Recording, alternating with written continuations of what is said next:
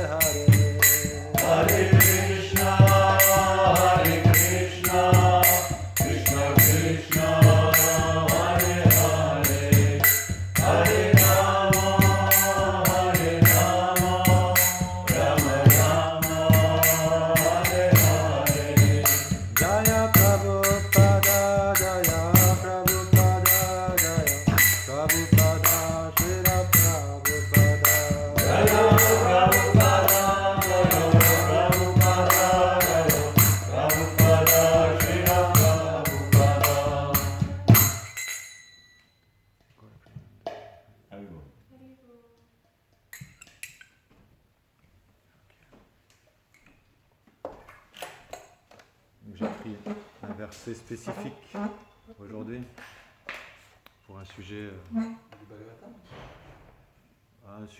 spécifique en général. Donc, du coup, j'ai pris un verset par rapport à ça. Je pense que dimanche, on peut choisir un peu ce qu'on veut.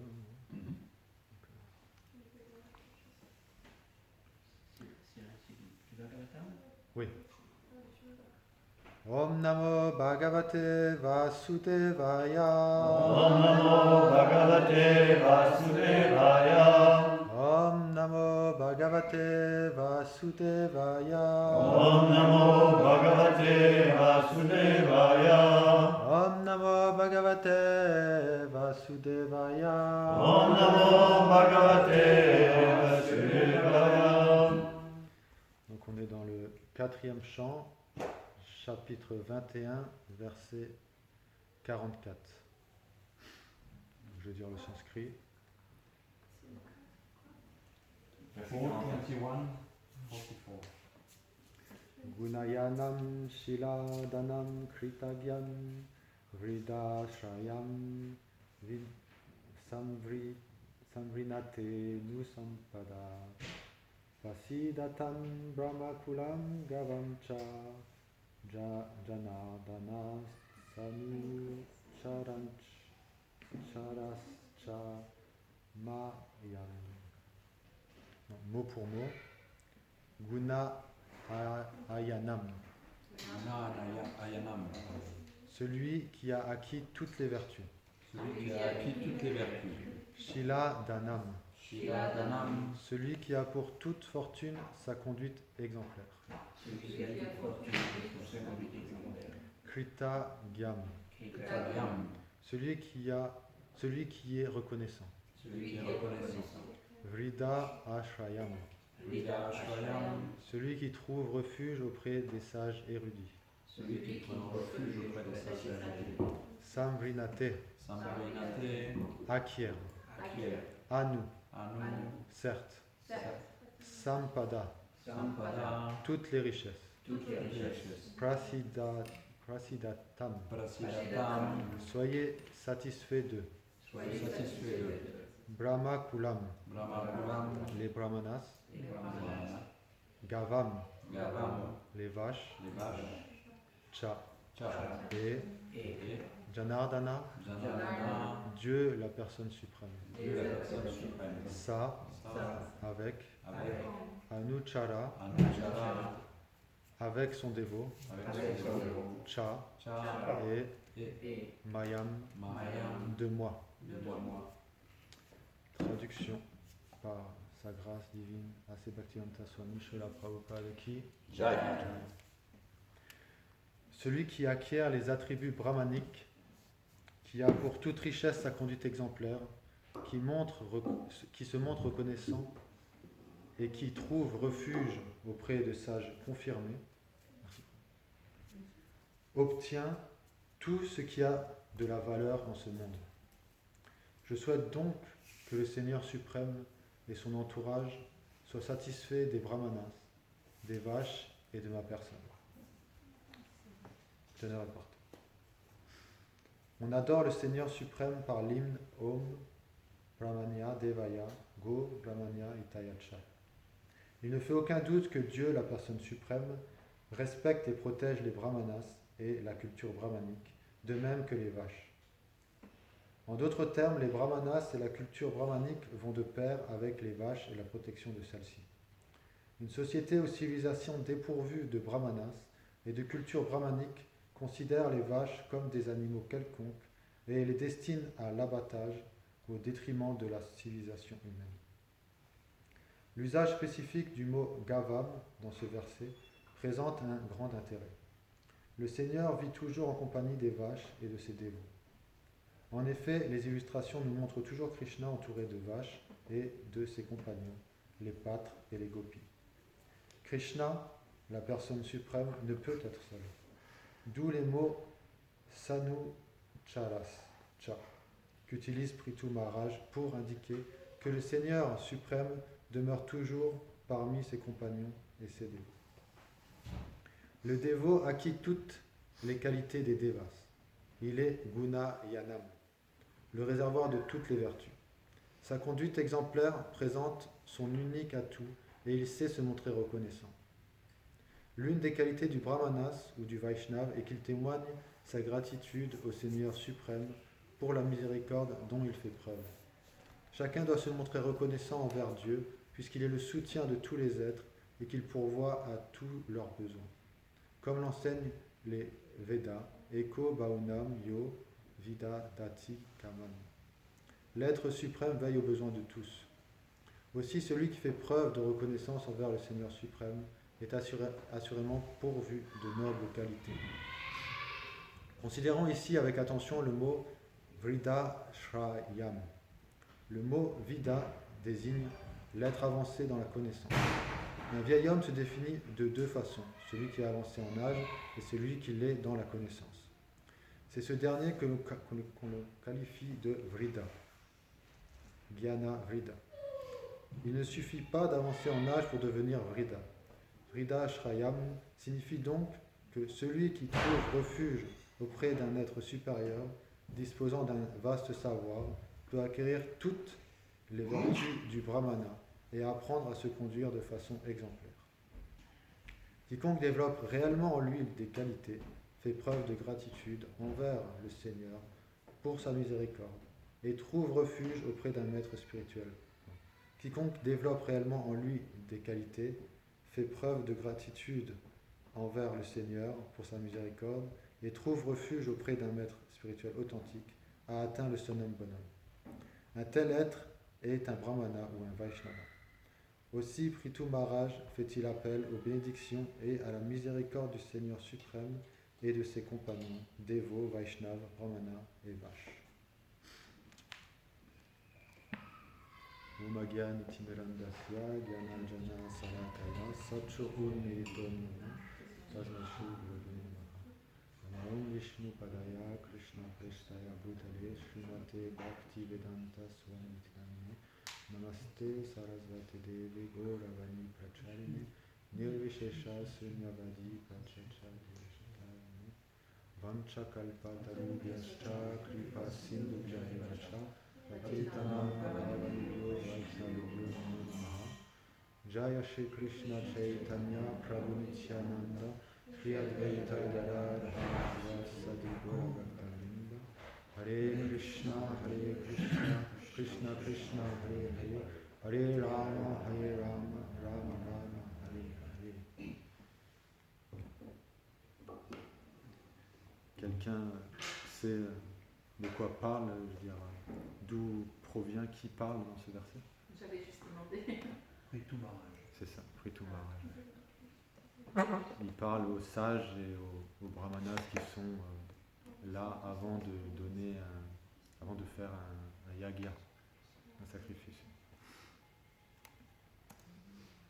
J'ai pris quelques notes par rapport au sujet que je veux parler. Pardon? Les Kumaras sont là. Les Kumaras, est-ce que les Kumaras sont là? Sont là, si. Je crois pas que non, c'est pas à ce moment-là, ça c'est après, c'est plus tard. Donc, Prabhupada il a souvent répété que nous devons développer des qualités brahmaniques, peu importe notre occupation.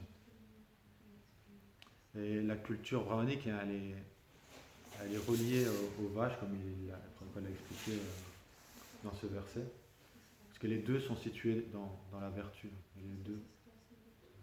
Plus fort. Non, il n'est pas en face du micro. Là, c'est mieux. Oui. Voilà. Il ne faut pas m'en parler. Les deux offrent à la société en fait l'exemple de toutes les qualités, les brahmanas et les vaches. Et à leur contact, en fait, par leur grâce, nous devenons enclins à développer ces qualités. Dans le Valana Purana, il est dit, en s'associant avec les vaches et en les servant et en consommant du lait et des produits laitiers, il est dit que l'on sera doté d'intrépidité, de tolérance, de qualité, de force, de mémoire, d'intelligence, de timidité à agir de manière irreligieuse, d'humilité, de bonne santé, de renommée, de la connaissance et de descendance. Partout où il y a des vaches, il y a prospérité et la connaissance spirituelle éternelle. Voilà, ça c'était ma partie pour les vaches. Je me devais de le faire.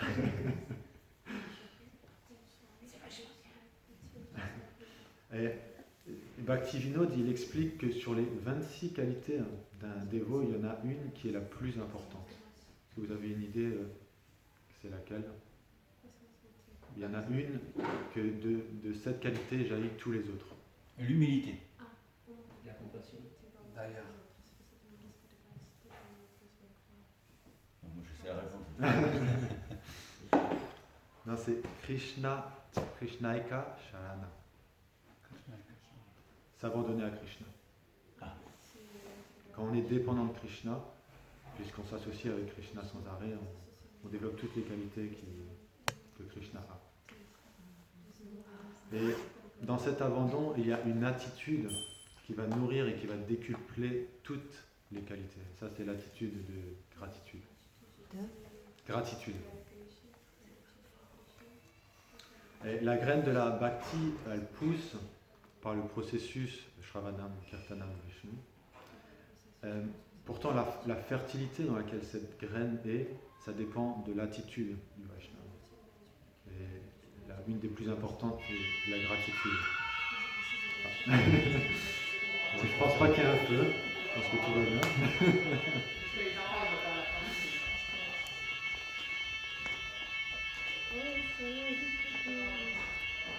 Et là, j'aimerais savoir, j'aimerais vous poser la question, comment est-ce que vous définirez la gratitude? Vous avez une idée? Comment vous... On reconnaît les bienfaits que quelqu'un nous a envers nous. Et aussi, on essaie de réciproquer. La première chose, c'est de reconnaître, ensuite, c'est de réciproquer. Ouais. Ouais, c'est ça qui est dit en fait. Le terme sanskrit qui est ici, c'est Kritagya, qui signifie littéralement reconnaissant de ce qui a été fait pour nous. Et Rupa Goswami, dans le Bhakti-rasamrita Sindhu, il définit une personne reconnaissante comme ça. Il dit une personne reconnaissante est celle qui reconnaît pleinement les services, les faveurs, etc., que d'autres ont rendus pour elle. Donc la gratitude, c'est un don, et la réponse à ce don est libre et désintéressée. Plus fort, parce que la compétition. Je vais essayer. Il y a un enfant qui a reçu pour son anniversaire du chocolat. Et en voyant l'enfant manger le chocolat à pleine bouche, son grand-père est venu le voir et il lui a dit « Sais-tu qui t'a offert ce chocolat ?» Il lui dit « C'est ton oncle ». Et l'enfant était ébahi, il sortait un peu de sa gratification. Et son grand-père continua et lui dit « Tu sais comment ce qu'il a fait ?» Il dit « Il a pensé à toi. Il est spécialement allé au magasin et il l'a acheté pour toi, il a pensé à toi. » L'enfant, il était encore plus ébahi. Et le grand-père, il lui dit « Tu sais pourquoi il a fait cela ? C'est parce qu'il t'aime. » Suite à cela, le petit garçon, il a voulu apprendre à appeler son oncle pour le remercier. Ça ne serait pas merveilleux que nous pouvions entraîner notre mental à être comme ce grand-père, qui nous rappelle toujours d'où viennent les dons que nous recevons et avec quelle bonté ils sont donnés. De devenir conscients des bénédictions que nous recevons. Car si nous pouvons développer la gratitude, nous serons satisfaits de notre vie matérielle et on développerait un goût supérieur dans la vie spirituelle. Car véritablement, qu'est-ce qui nous manque dans la vie, à part la capacité à accueillir les grâces que l'on reçoit encore et encore? En fait, il s'agit de passer de la consommation à la contemplation, de la gratification des dons qui nous sont donnés à la méditation de la provenance de ces dons. Et la gratitude, alors, elle est un étonnement, un émerveillement d'être aimé. D'ailleurs, parmi les 6 échanges d'amour entre Vaishnavas, certains sont des dons offerts et certains sont des dons reçus. Donc apprendre à recevoir avec gratitude est essentiel. Même dans la psychologie positive de l'ère moderne, ils expliquent l'importance de la gratitude, de toutes les émotions positives, que ce soit l'amour ou que ce soit le pardon.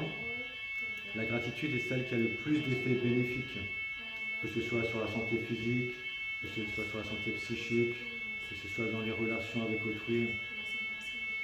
Ils disent que la gratitude fait baisser la pression artérielle, améliore les fonctions cardiaques, réduit l'inflammation et le stress, réduit la fatigue, l'anxiété, etc., etc.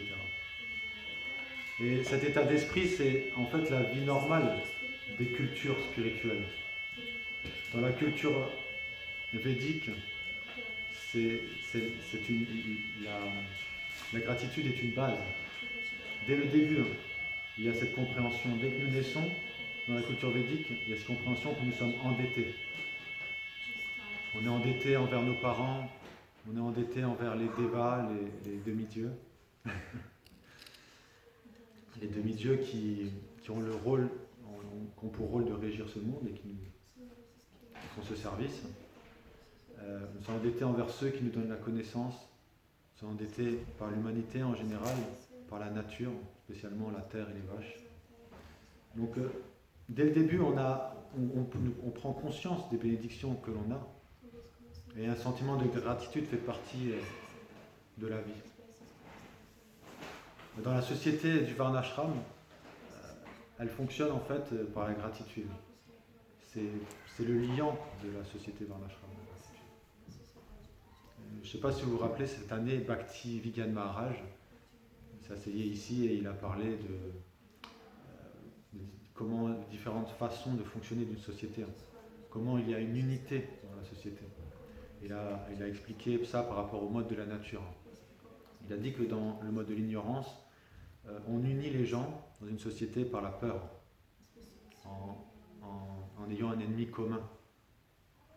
Et dans la passion, c'est en récompensant les gens, en les payant. On s'unit en fait pour recevoir ce que nous on veut.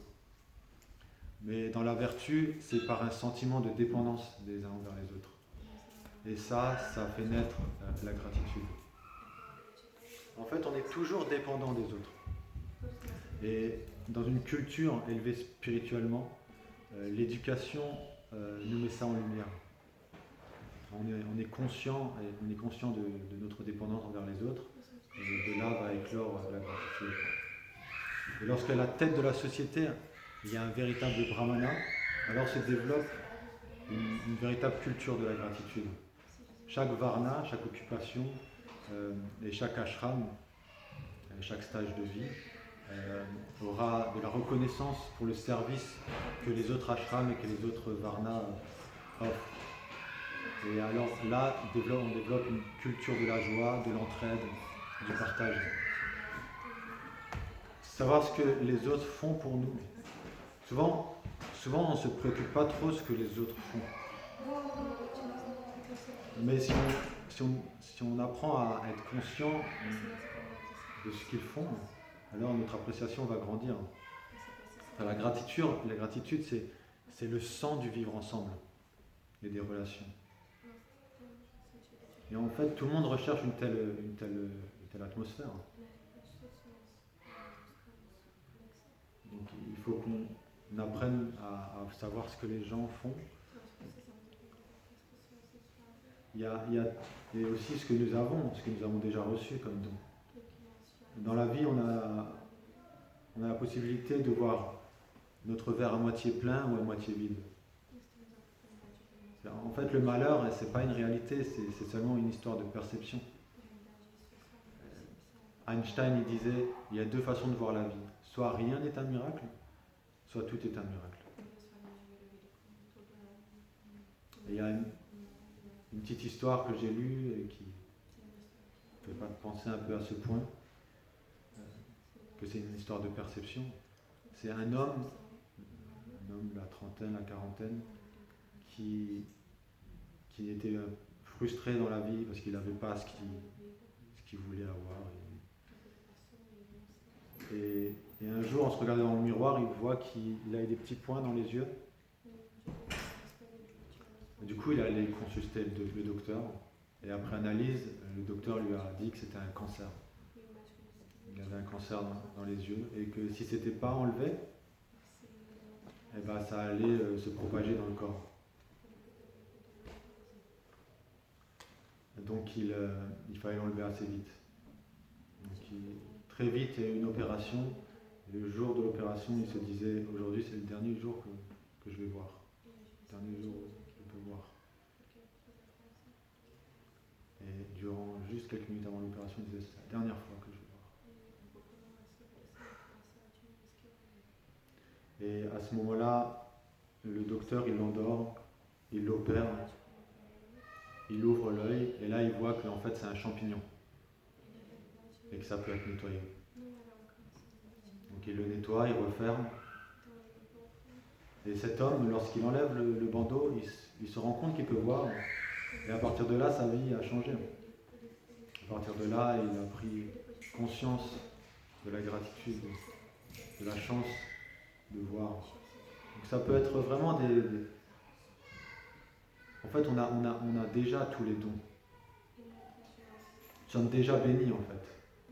Et c'est juste une question de s'apercevoir de ça. Et c'est généralement quand on perd quelque chose, ou quelqu'un, on prend conscience de l'importance que ça a dans notre vie. Et on a des millions de bénédictions, des millions de raisons d'être reconnaissants, des millions de raisons d'être heureux. Maintenant, si je vous disais si je vous demandais est-ce que vous serez prêt à vendre vos yeux pour 100 000 euros, vous accepterez? Quelqu'un accepterait? Alors, 50 000 euros. Et les 2 yeux. Et pour 1 million.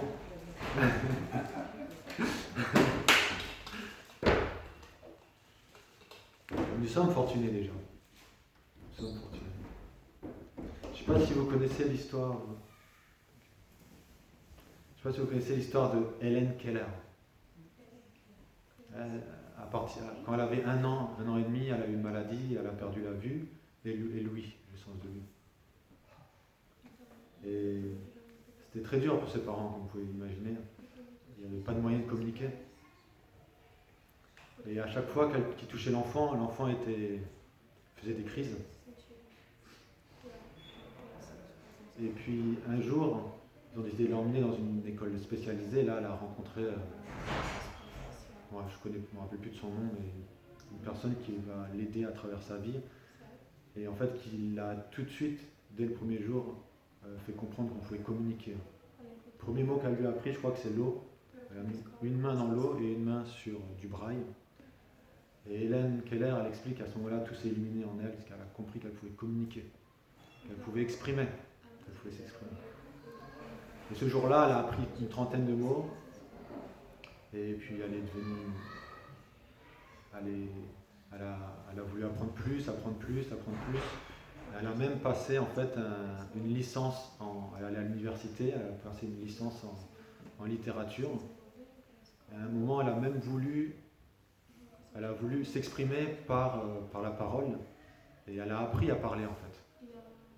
Bien qu'elle était muette et puis aveugle, elle a appris à parler. Et elle a donné des conférences dans le monde entier. Et à la fin de sa vie, elle a dit « Je suis très reconnaissant pour chaque jour que j'ai vécu. »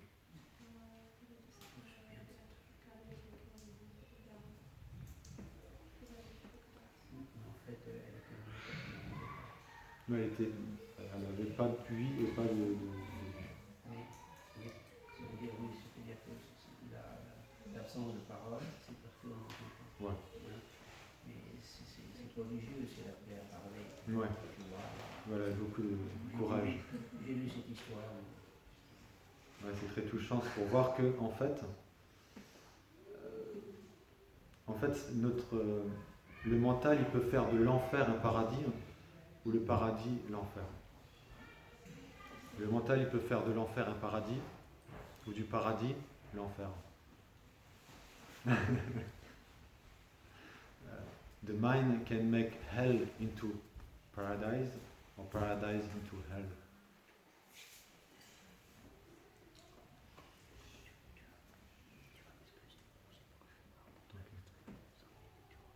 Hare Krishna.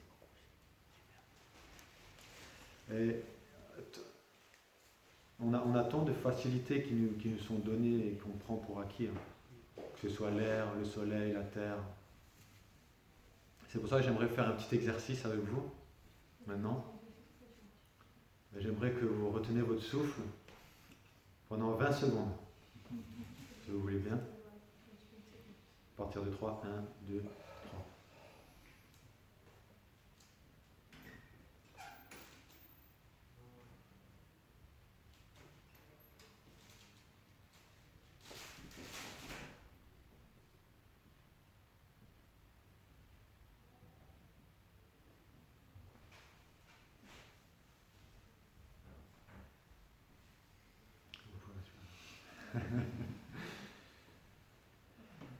c'est pas ce que nous acquérons, c'est pas ce que nous avons qui nous rend heureux. C'est notre disposition intérieure. C'est donc vers cela qu'il faut travailler, vers notre attitude, vers cette attitude de gratitude. Si on prend conscience de ce qui nous est donné, comme là le souffle, alors on pourra avoir la gratitude envers tout. Et ce corps humain, combien il est inestimable. Et il nous permet de comprendre la source des dons et de réciproquer. Cette forme humaine, c'est la plus grande des bénédictions. Parce qu'elle nous permet de prendre conscience de la bonté du Seigneur. Et le Vaishnav, c'est celui qui a réalisé cela. Et ainsi, il est réciproque, naturellement. Et dans la conscience de Krishna, on peut avoir tant de gratitude. Par exemple, l'orateur, il est très reconnaissant envers ceux qui écoutent, car ça lui donne l'occasion de glorifier Krishna. Nous, on a besoin des uns des autres. Et à la fin, je ne sais pas si vous avez remarqué, mais à la fin de chaque classe, qu'est-ce qu'il dit, Srila Prabhupada? Yeah, toujours. Thank you very much. Dans toute activité, on peut être reconnaissant. Et en fin de compte, notre gratitude, elle va à Krishna. C'est Krishna qui m'a donné cela par l'intermédiaire de cette personne. Et un dévot humble, il est également reconnaissant envers l'agent de cette bénédiction.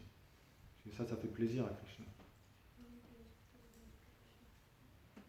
Ainsi, une personne reconnaissante, elle n'a pas de fierté de ses activités, car ses activités et ses biens, ils dépendent toujours du service et de la bonté des autres.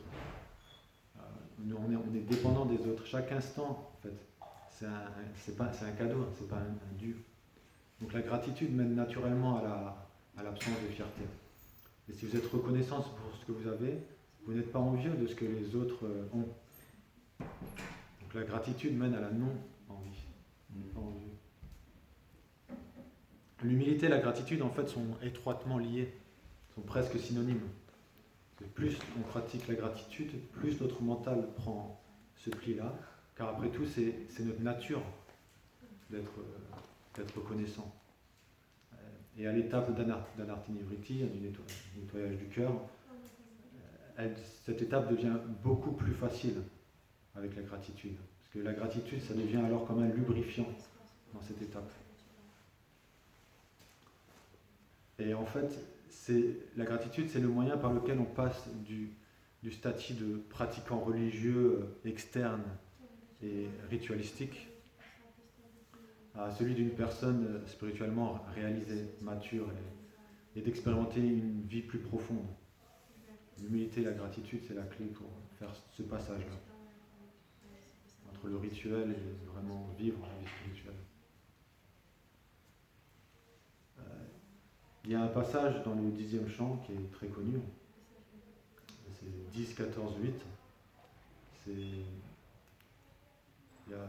n'existe pas en français encore, ce passage, mais je traduis comme ça. Mon cher Seigneur, celui qui attend sincèrement que tu lui accordes ta miséricorde sans cause, tout en souffrant patiemment les réactions de ses méfaits passés et en t'offrant des hommages respectueux avec son cœur, ses paroles et son corps, est sûrement éligible à la libération, car cela est devenu son héritage.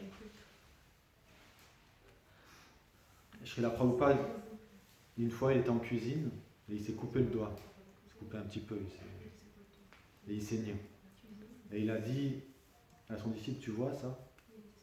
Ça, c'est la miséricorde de Krishna. Il a dit, normalement, c'est la main. Mais Krishna, il est tellement bon. Ça, c'est la perception du dévot. Tout est grâce, tout est bénédiction. Car Krishna, il est le contrôleur suprême. Et il est l'ami, le meilleur ami. Comment alors chaque chose ne pourrait pas être une bénédiction? Il y a une histoire, je pense que vous la connaissez, c'est celui du roi et du conseiller. Et son conseiller le suivait partout, et le roi, c'était un bon roi, il faisait beaucoup pour ses citoyens. Il construisait des hôpitaux, il construisait plein de choses pour aider ses citoyens à devenir de meilleures personnes. Et à chaque fois que le roi il disait quelque chose à son conseiller, il dit regarde j'ai fait ça, regarde il y a ça qui s'est passé. Chaque fois il disait Krishna Kripa, Krishna Kripa. Krishna, ouais. Kripa, c'est la miséricorde de Krishna. C'est la miséricorde de Krishna, son conseiller.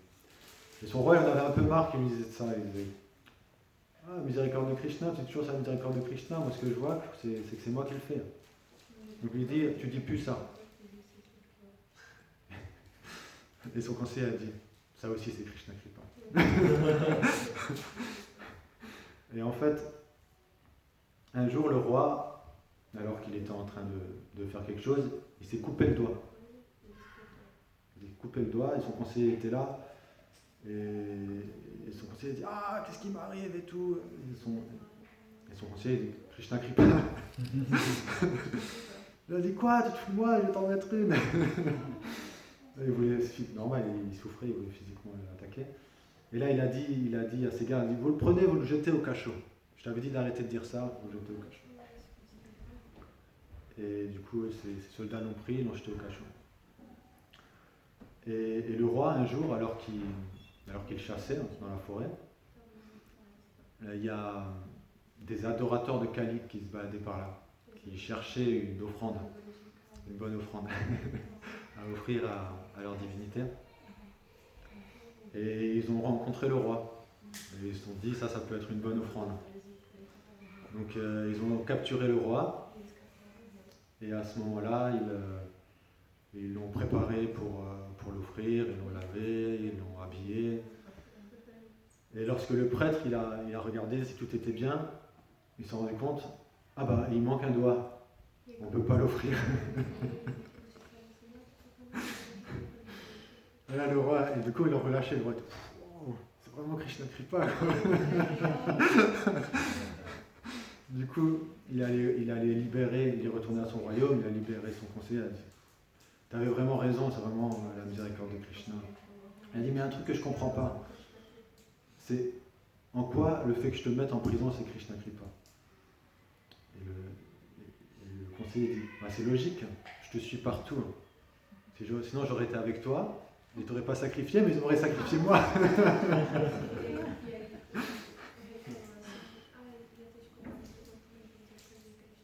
Donc tout est de la miséricorde de Krishna. Et des fois, dans des moments difficiles, on ne se rend pas compte, mais Krishna il a une vision sur très long terme, très très long terme. Et un dévot a confiance. Dans le premier chant du Srimad Bhagavatam, il y a une liste des qualités de Krishna. Je vais la réciter et je vous demande d'être attentif pour essayer de savoir quelle qualité est liée à la reconnaissance ou à la gratitude. En lui, le Seigneur, réside la véridicité, la pureté, l'intolérance devant le malheur d'autrui, la maîtrise de la colère, la satisfaction intérieure, l'intégrité, l'équilibre mental, la maîtrise des sens, le sens des responsabilités, l'égalité d'âme, la tolérance, l'équanimité, la loyauté, le savoir, le détachement des plaisirs sensuels, le pouvoir de gouverner, la vaillance, l'influence, l'aptitude à rendre toute chose possible, l'accomplissement du savoir, du juste devoir, l'indépendance totale, la dextérité, la beauté parfaite, la sérénité, la bienveillance, l'ingéniosité, la gentillesse, la magnanimité,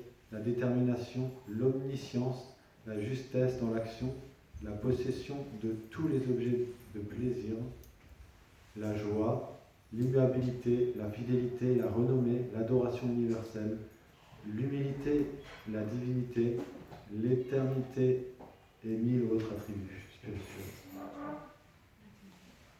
Vous avez une idée ? Alors, tu peux reposer la question. Ça va être long.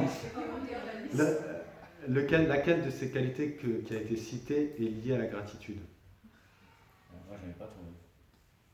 Ouais, c'est assez intéressant. C'est Prabhupada qui explique ça dans C'est quelqu'un a une idée? Quelqu'un veut essayer? Satisfaction. Là? Satisfaction. La satisfaction? Ouais. Bah je sais pas si c'est pas ce que Prabhupada dit, mais oui, ça peut être lié, la satisfaction, effectivement. Vous voulez la réponse? Ouais.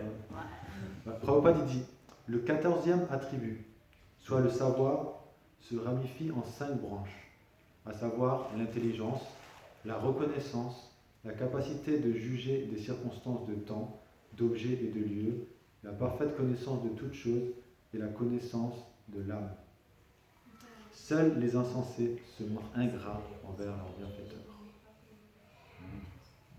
Donc, c'est une des branches du savoir, la gratitude, la reconnaissance. C'est assez intéressant de voir ça. On peut se demander pourquoi. Pourquoi est-ce que le savoir, la connaissance est lié en fait à la gratitude? C'est surtout que là, Prabhupada, il en fasse l'ingratitude, qui n'est pas à s'en rendre compte. Donc effectivement, la forcerie, ce serait la gratitude de s'en rendre compte. Prabhupada, après, il répète, il continue, il dit « Or, le Seigneur ne requiert les bienfaits de personne d'autre que de lui-même, car il est complet en lui-même, et pourtant il se sent béni par le service sans mélange que lui offrent ses dévots. Il éprouve de la gratitude envers ces derniers pour leur service inconditionnel. » Voilà, c'est dans ce sens-là. Parce que nous, parce que justement, on n'est pas indépendant, donc on dépend toujours, comme tu disais, de quelqu'un. Donc, c'est normal d'avoir de la gratitude parce qu'on ne peut pas faire grand-chose tout seul en fin de compte. Ouais. Mais Krishna, il est indépendant et il a quand même la gratitude. Oui, mais bon. C'est ça l'histoire.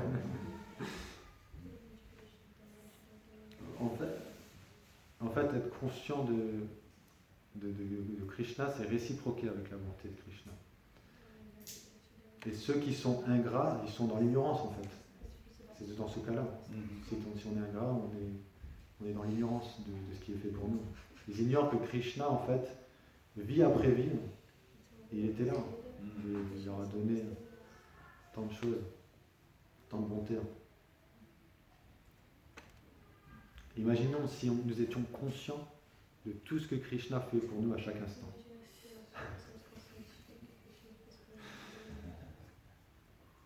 Combien on aurait de gratitude pour toutes ces bénédictions. Mais le problème, c'est que notre arrogance et notre fierté, elles seraient détruites. Ce serait un problème. On ne pourrait pas maintenir notre faux ego si on réalisait ça. C'est ce qui nous empêche, en fait, de le savoir.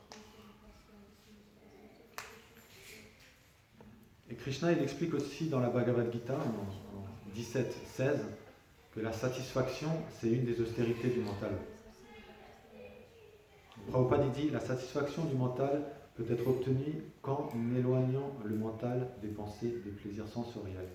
Plus nous pensons aux plaisirs sensoriels, plus le mental devient insatisfait. À l'époque actuelle, nous engageons inutilement le mental de tant de manières différentes pour la satisfaction des sens, et il n'y a donc aucune possibilité pour le mental d'être satisfait. Et dans les quelques qualités que Krishna liste dans Bhagavad Gita 10, 4 et 5, il y a aussi la satisfaction. Prabhupada dit Tushti, Tushti, Tushti. La satisfaction signifie qu'il ne faut pas s'empresser d'accumuler toujours plus de biens matériels par une activité inutile. Il faut se contenter de tout ce qui est obtenu par la grâce du Seigneur suprême. C'est ce qu'on appelle la satisfaction. Je ne sais pas si vous connaissez l'histoire du club des 99.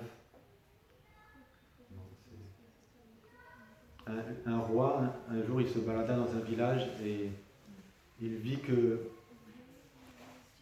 en fait une famille qui était épanouie, qui était très heureuse. Et il demanda à son conseiller, comment ça se fait, moi je suis roi et je ne suis pas si heureux que ça. Ils n'ont rien, ils vivent de rien.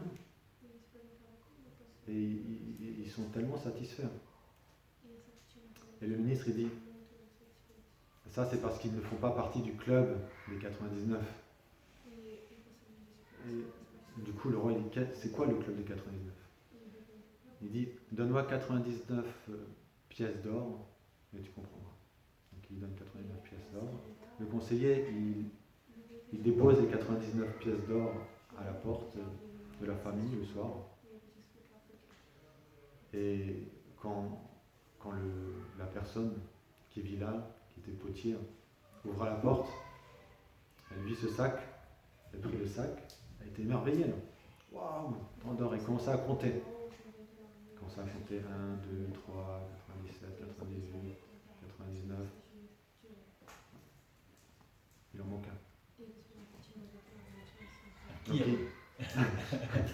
il en manque un, c'est pas possible, on ne peut pas donner 99 pièces d'or. Donc il demanda à sa femme de compter. Pareil, 99. Il demanda à son fils de compter 99. C'est pas possible.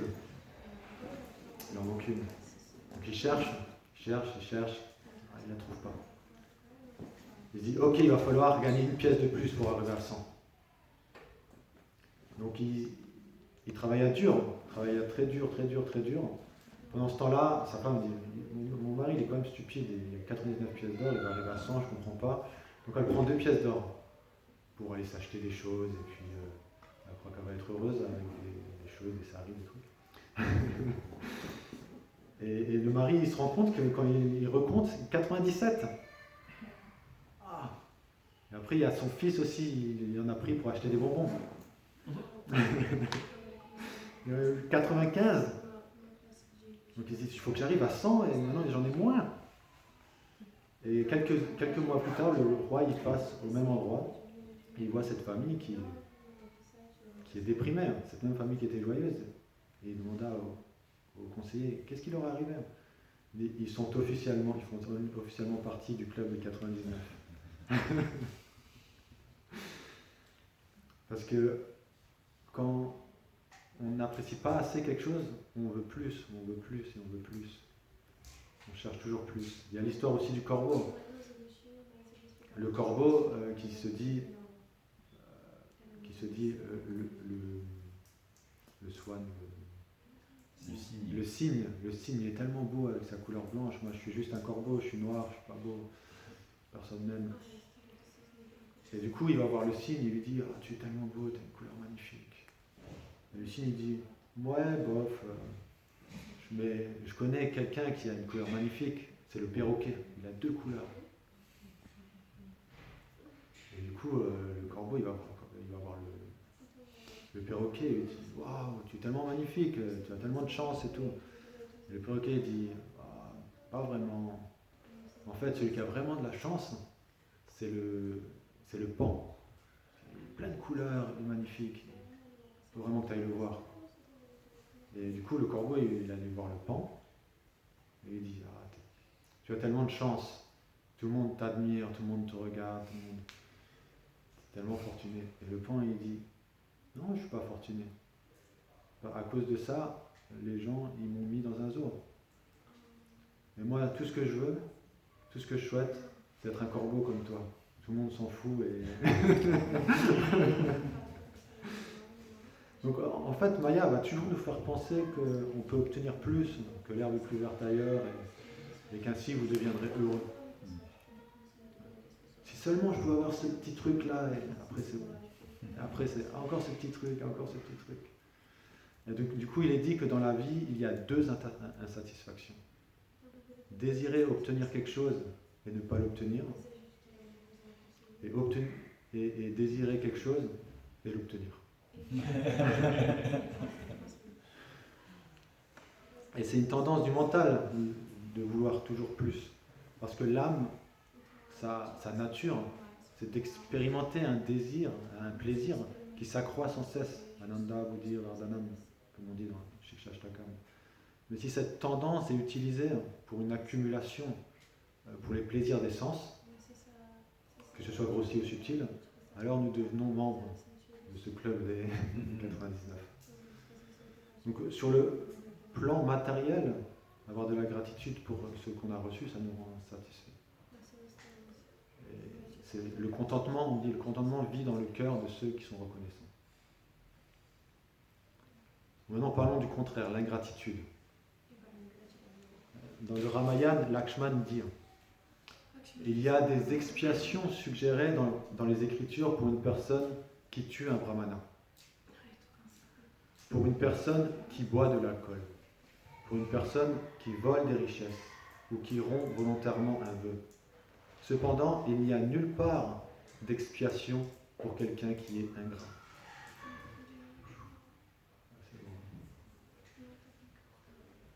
En fait, l'ingrat il nie la valeur de ce qu'il reçoit, sous prétexte qu'il ne reçoit pas assez ou que c'est un dû en fait. Je crois que les choses lui sont dues. Donc il demeure prisonnier de l'orgueil, d'un orgueil, du désir de ne jamais avoir assez, de ne jamais devoir rien à personne, de se suffire en fait à lui-même. Il y a une histoire dans le livre de Krishna, une histoire. Can you repeat please? A little bit in English. What about? The ungrateful person. He is self-sufficient, you can say. Interest, self-interest. Self-interest. Mm. You think And everything How he, do you know? he deserves everything. yeah, he deserves everything. That's what he thinks. Il y a une histoire. Devinez avec qui est ingrat encore. C'est une histoire avec Indra dans le livre de Krishna. C'est l'histoire où Krishna il va rendre les boucles d'oreilles de la mère de Indra que Bhamasura avait volé. Et, Il avait bagarré pour les retrouver. oui, voilà. Et il va dans son royaume, Indra. Il lui rend les boucles d'oreilles. Indra, merci beaucoup, il se met à ses pieds et tout. Et en partant, en fait, Krishna, une de ses reines, elle veut une fleur de Parijata. Et là, Indra dit non, c'est pas possible. Et Indra va faire une guerre en fait à Krishna. Et Prabhupada il dit ça. Il dit et voilà que le Seigneur, cueillant une fleur du royaume édénique, ce même Indra veut lutter contre lui. C'était se montrer bien insensible aux lois de l'intérêt personnel. Il avait offert sa prière au Seigneur, incliné la tête envers ses pieds par les lotus, mais aussitôt son dessein servi, le voilà devenu un autre être. C'est ainsi qu'agissent les matérialistes, qui n'ont jamais en tête que leur propre profit. Ils offrent leur respect quand cela les sert, mais leur amitié a les limites de leur intérêt. On ne rencontre pas cet égoïsme seulement chez les riches de notre planète, mais aussi dans les dévas tel Indra. L'excès de richesse engendre l'égoïsme qui empêche l'homme de mûrir assez pour venir à la conscience de Krishna. Voilà pourquoi les grands bhaktas tels Sukadeva Goswami le condamnent. En d'autres termes, la possession de trop grandes richesses en ce monde entrave notre progrès par la conscience de Krishna. Là, il y a un élément assez important de la richesse et de la gratitude. Et il y a dans les prières de la reine Kunti, qui sont en fait une prière de gratitude envers Krishna pour tout ce qui lui est arrivé. Elle a vu la reine Krishna pour tout ce qui lui est arrivé. Il y a un mot qui est assez intéressant dans cette prière, c'est Akinchana. Akinchana. Akinchana qui signifie appauvri. Elle dit que celui qui est proche de Krishna, c'est celui qui est appauvri, celui qui peut s'approcher de Krishna. Il se sent appauvri. Et Jésus il a aussi dit, heureux les pauvres d'esprit, pour eux le royaume de Dieu. Donc, comment on peut comprendre ça? Parce qu'il y a des rois comme Yudhishthir Maharaj, Prithu Maharaj, Ambarish Maharaj, rois de la terre entière, ils avaient des milliards, c'est incalculable leur richesse. Pourtant ils sont devenus des très grands démons. Ils avaient cette qualité à Kinshasa. Qu'est-ce qui les différencie? De qui? Ils ont des grandes richesses et ils sont des grands dévots. L'humilité, La gratitude. la gratitude. Ouais, mais de quoi c'est lié? En quoi, quelle est leur façon de voir les choses, de percevoir les choses? Tout appartient à Krishna, c'est pour son service, donc c'est pas moi. Il ne se sent jamais le propriétaire en fait. Peu importe ce qu'il a, il sent qu'en fait c'est un don. Il sait que Krishna est le propriétaire ultime. Il sait que Krishna est le bénéficiaire ultime. Et il sait que Krishna est l'ami ultime. Donc il ne va pas prendre cette position. Il ne va jamais prendre cette position. Peu importe ce qu'il a, il va l'utiliser pour Krishna.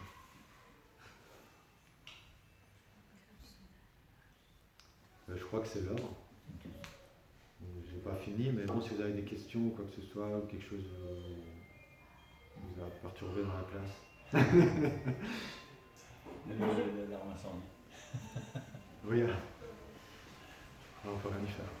Oui. Les hurlements, c'est pas la miséricorde de Krishna pour moi. Bon, c'est une parenthèse. Non, mais au début, tu parlais des vaches. Justement, une bénévole qui me disait oui, il y a des expériences, des scientifiques qui ont dit qu'en fin de compte, parce que c'est pas vrai que la vache elle produit plus de lait que l'homme en a besoin. Voilà. Ok. Alors qu'on dit le contraire. La vérité, c'est le contraire. Mais elle vérifie ça comment? Parce que nous, on l'a vérifié pour de vrai. Comment? Nous, on vérifie ça sur le terrain. Elle a vérifié ça comment? Et puis, j'allais dire aussi que ça dépend sur quelles vaches ils font les. Parce que les vaches industrielles, elles ne sont pas contentes des vaches agricoles. La vache, justement, sa gratitude, c'est on l'aime, on prend son lait, elle donne plus de lait. Oui. Ouais, c'est sa façon de réciproquer. Une mère, c'est comme ça, une mère, quand elle aime, elle produit du lait. Quelque chose d'autre? On va avoir de la gratitude pour le crachat. C'est assez simple. Merci beaucoup. Sarah, Srimad Bhagavatam ki jai, Srila Prabhupada ki jai. On va tous expérimenter beaucoup de gratitude.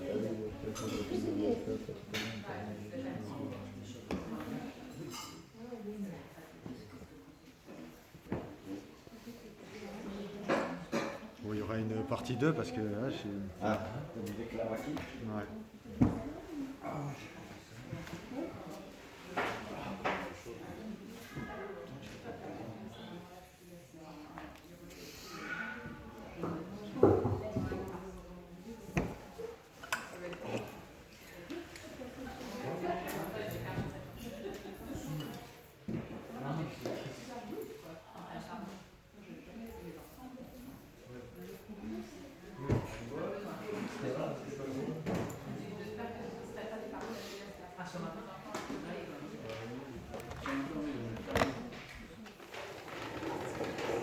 C'est toi qui l'as préparé la classe? Ouais. Ça t'a plu?